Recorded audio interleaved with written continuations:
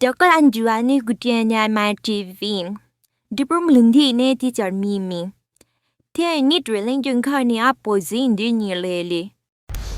Mawina jua likuwa labwino.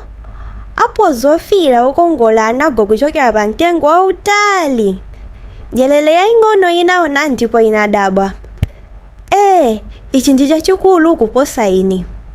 Apo zanaseka nati. Moni bwezi lankala lingono. Ndikufuna wina andithandize pa ulendo. Nyelele inadaniza kwambiri. Ngakhale ndili wang'ono ndili ndi mphamvu. Tiye ni tipite limodzi.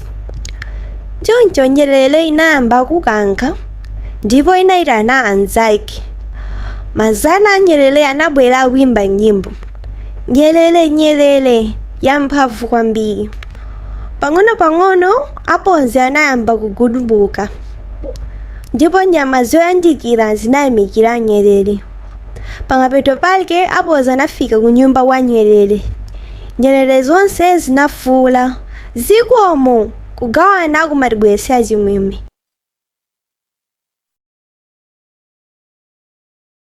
Tieni Ana TV.